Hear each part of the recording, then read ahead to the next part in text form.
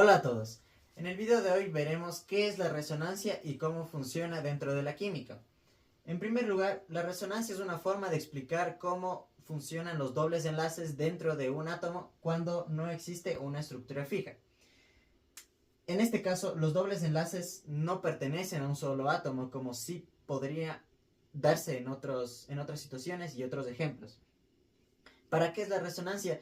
Para dar una mayor estabilidad a la molécula.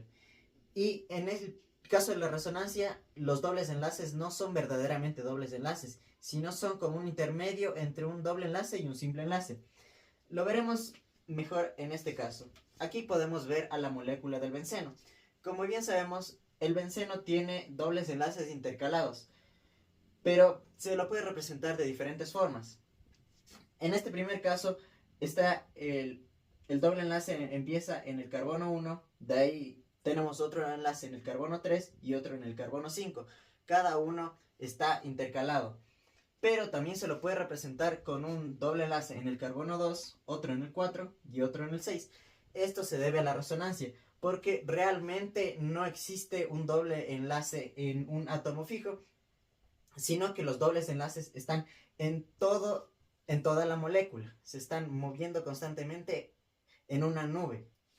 Por eso muchas veces en el caso del benceno también se lo puede representar como un círculo o una esfera dentro de el benceno, para así no dar a entender que hay tres dobles enlaces dentro de la molécula, sino que los dobles enlaces se están moviendo constantemente dentro de la molécula. Muy bien, ahora otro ejemplo en el que podemos evidenciar la existencia de la resonancia en la química es en el ion CO3 o ion carbonato.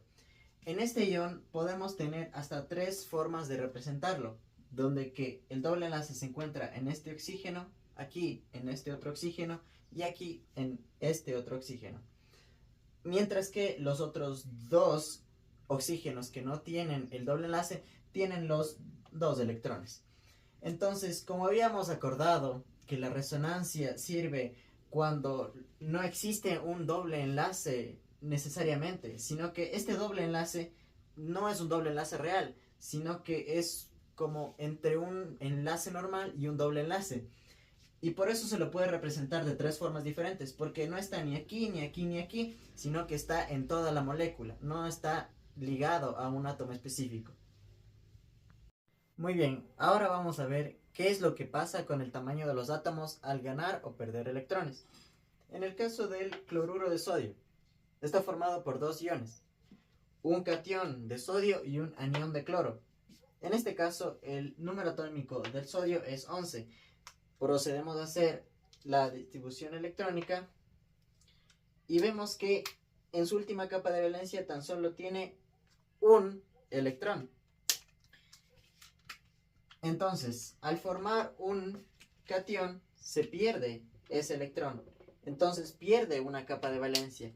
Entonces, si originalmente teníamos un átomo con una, dos y tres capas, al perder esta última capa, solo nos quedan dos capas de valencia. Entonces, ¿qué nos quiere decir? Que en algunos casos, cuando se pierde esa última capa de valencia, es muy evidente que se disminuye el radio atómico. Por lo tanto, también se disminuye el tamaño del átomo. Ahora, en el caso contrario, vemos que el cloro forma un anión. En el caso del cloro, nos falta un electrón, que al formar el anión, se llena completamente esta capa. Entonces, cuando tenemos el átomo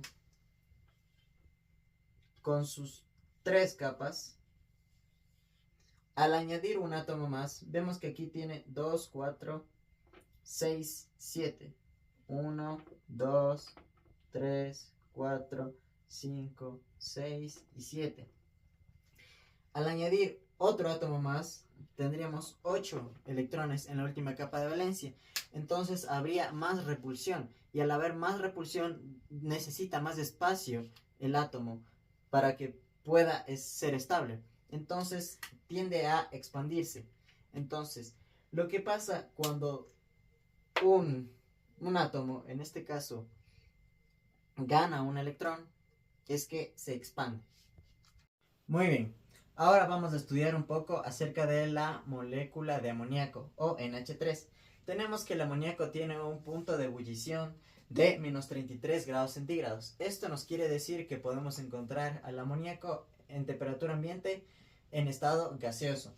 Su peso molecular aproximadamente es de 17 gramos sobre mol, 14 del nitrógeno y 3 del hidrógeno. Ahora vamos a ver la distribución electrónica. Tenemos que el número atómico del hidrógeno es 1 y al tener 3 se multiplica para tener los electrones para posteriormente hacer la estructura de Lewis. Tenemos que el nitrógeno tiene tan solo 1s1, que representado de esta forma tenemos en la capa 1, en la capa S, tenemos tan solo una flechita hacia arriba. Y por lo tanto solo tenemos un electrón que puede formar un enlace. Ahora en el caso del nitrógeno nos da que el número atómico es de 7. Entonces podemos desarrollar un poco más esto.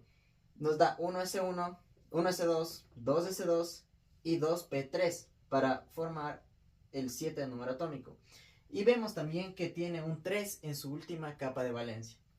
Ahora representado esto, podemos ver que en la capa 1 tiene sus 2 electrones llenados. En la capa 2 S también, pero al tener 3 tenemos que usar el principio de Hum, que nos dice que debemos llenar primero los espines positivos.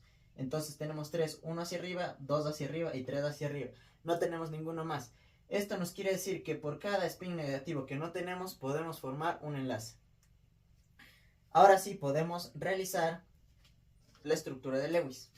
Lo primero que tenemos que hacer es colocar el átomo menos electronegativo en el centro, a excepción del hidrógeno. Esta es una regla universal. Colocamos el nitrógeno en el centro y procedemos a colocar los 3 hidrógenos que tenemos, porque la molécula tiene 3 hidrógenos.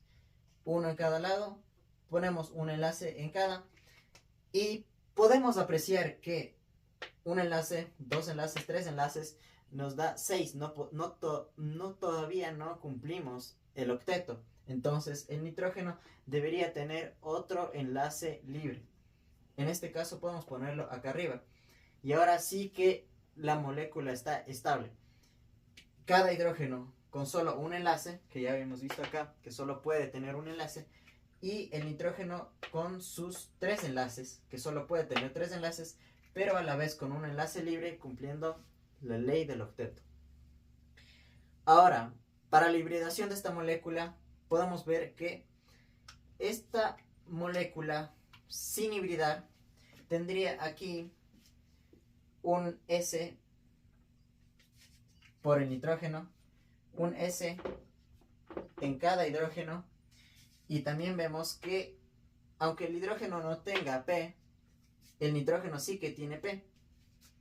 Entonces tendría un 2P, pero estos son en estado puro, no están hibridados. Entonces esto es muy incómodo para la molécula. Como podemos ver, no puede formar ángulos de manera consistente y coherente. Pero si podemos hibridar la molécula, tendríamos una hibridación sp3. De esta forma la molécula es mucho más estable y forma ángulos de manera más coherente y como está demostrado científicamente. Muy bien, ahora vamos a estudiar un poco la molécula de CO2 o dióxido de carbono. Esta molécula tiene un punto de ebullición de menos 57 grados centígrados y un peso molecular de 44 gramos sobre mol. La diferencia de electronegatividad nos está dada por sus dos átomos principales, que es 3.44 menos 2.55, nos da como resultado 0,89, siendo esta una molécula polar. Ahora, para la distribución electrónica de cada uno de sus átomos, vemos que el número atómico del carbono es 6, entonces en la distribución electrónica debemos llegar hasta ese número. Contamos 1s2, 2s2 y 2p2, pero aquí hay algo interesante, y es que existe un salto electrónico en el que un electrón del de la capa 2S va a la capa 2P. Entonces, ¿qué es lo que pasa aquí? Llenamos la primera capa. Espina hacia arriba, espina hacia abajo. Espina hacia arriba, espina hacia abajo. 2, 4, 1 y 2, 6. Aquí podemos ver que tenemos 6 electrones. Pero, para que el carbono tenga sus famosos 4 electrones enlazantes, uno de estos electrones debe ir acá. Entonces tenemos 4 pares que no están enlazados. A esto se le llama salto electrónico, que es mucho más común en la capa D, pero también funciona aquí en el carbono. Ahora, para la distribución electrónica del oxígeno, tenemos que su número atómico es de 8. Nuevamente, procedemos a poner las capas. 1S, 2S, y esto sería PX, PY y PZ. Lo primero que debemos llenar son los espines de la capa 2S. Uno hacia arriba, uno hacia abajo, uno hacia arriba, uno hacia abajo. Y procedemos a llenar solo espines positivos. Bien, aquí vemos que tenemos 2, 4 y 8. Aquí tenemos 2, 4. Entonces tenemos 4 electrones que poner. Uno hacia arriba, uno hacia arriba, uno hacia arriba. Siempre con los espines positivos por el principio de Hund. Y finalmente uno hacia abajo. Entonces podemos ver que aquí tenemos 2 electrones que pueden formar enlaces. Esto es muy útil para la distribución de Lewis. Muy bien, para hacer esto necesitamos poner en el medio el átomo menos electronegativo, que en este caso es el carbono. Ponemos el carbono en el medio y formamos enlaces. Vemos que tiene 2 oxígenos en la molécula, 1 y 2.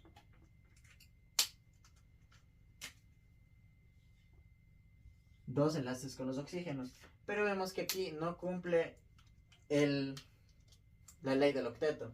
Entonces, ¿qué es lo que podemos hacer? Tenemos varias opciones, entre ellas poner pares en el carbono y pares en los oxígenos. Entonces procedemos a contar. Bien, tenemos aquí 2, 4, 6, 8, 2, 4, 6, 8, 16, 18 y 20. Vemos que tenemos 20 electrones, cuando la molécula debería tener 4 y 12, 16. Entonces, ¿qué es lo que está pasando? Que debemos añadir dobles enlaces para reducir ese número de electrones. Entonces podemos borrar acá y borrar acá. Podemos añadir el doble enlace aquí, el doble enlace aquí, y quitamos esto y esto. Entonces, ahora sí que cumple la ley del octeto. Aquí tenemos el oxígeno con sus 8 electrones y el carbono de la misma forma. Sabemos que cada enlace forma 2 electrones. Entonces vemos que aquí tenemos 2, 4, 6, 8, 2, 4, 6, 8. Ahí sí que tenemos los 16 electrones que nos pedía la molécula por sus electrones de la última capa de valencia. Ahora podemos ver la hibridación de esta molécula. Al tener doble enlace, vemos que tiene 2 enlaces pi y un enlace sigma. Esto nos da que es una hibridación sp y una hibridación sp, que es la más cómoda para esta molécula. Ahora veamos el caso si la molécula estuviera sin hibridar. Colocamos un orbital S puro para el carbono. Vemos que el carbono tiene también orbital PX, PY y PZ. También vemos que está enlazado a 2 oxígenos. Entonces también tenemos que colocar un orbital P puro para cada oxígeno. Y cada oxígeno también tiene orbitales P. Entonces colocamos PX, PY PZ, también para cada oxígeno.